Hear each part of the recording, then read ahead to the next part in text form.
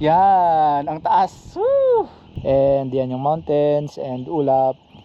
Hi guys, nandito tayo ngayon sa tuktok ng Mount Tambara. Dito ito sa may Tubungan, Iloilo. And malapit ito doon sa may landmark na I Love Tubungan. Dyan sa baba, nakikita ninyong daanan.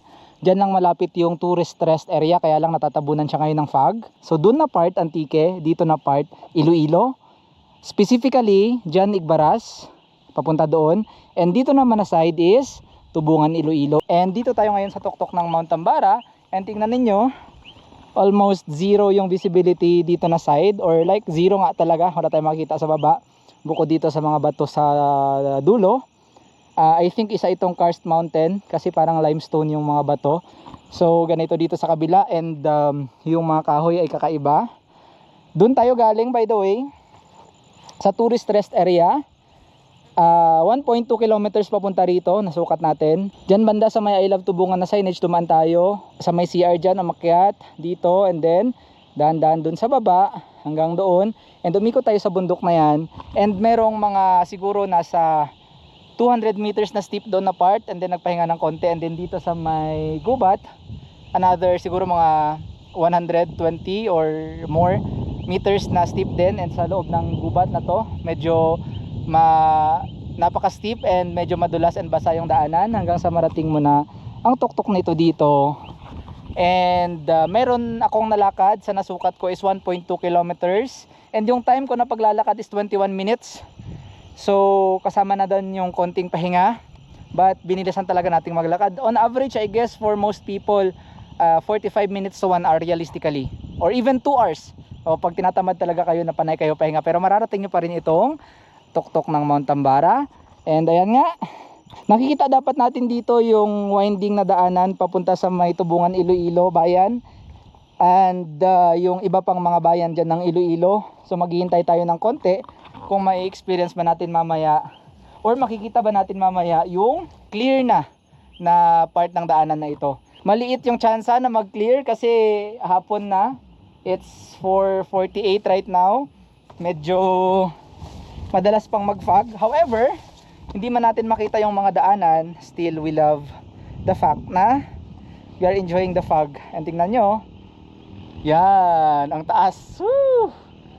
And nandun sa baba yung daanan, I guess nakikita naman sa mismong video. And ayan siya, yan, may motor. Yan. So dapat itong winding na daanan na ito makikita natin hanggang doon sa dulo. Pero again, let's hope for the best. Matagal pa namang gumabi. Magstay tayo ng konti dito hanggang sa mag-clear hopefully yung ulap. And paano ba pumunta dito? Kung galing ka ng Antique, punta ka lang ng Igkabugaw, daan ka doon. Papunta dito sa may tourist rest area nila, may I Love Tubungan landmark. Pwede galing si Balon papunta ang San Remigio papunta rito. And pwede rin doon from Iloilo, Tubungan papunta rito, and meron ding daanan doon sa kabila papunta naman sa bayan ng Igbaras. Kung galing ka doon sa Igbaras mismo, papunta doon sa dulo, merong Y intersection. Yung isa is papunta sa may Antique, and yung isa is papunta dito sa may bandang Tubungan. So magandang lugar na ito dito. Makukonsider pa rin naman ito na quick hike, pero medyo medyo punishing lang kasi napaka steep ng daan kahit maiksi lang para maakyat nyo itong bundok na ito. So guys, nakasilip lang kanina yung daanan, pero hindi pa siya gaanong nare-reveal talaga yung makikita natin na winding siya and zigzag na mahaba. Pero meron naman tayo kahit papano. Galing Antique, I Love Tubungan and tourist rest area, and konting winding dyan, and natatabunan pa rin siya ng mga ulap. Dyan na banda yung buong Iloilo halos, and other na mga kabayanan na malapit. Pero may next time pa naman para bumalik dito.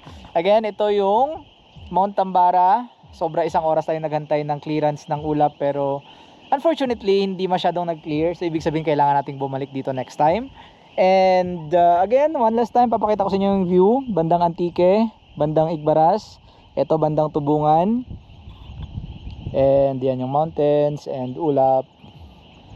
So babalik tayo dito para ipakita sa inyo next time yung winding na daanan dyan na buong buo talaga siya. But right now, natuwa naman tayo and masaya din naman dahil mahilig din naman tayo sa fog. Na-enjoy natin yung malamig, hindi mainit yung panahon dahil maulap lang, and yun nga.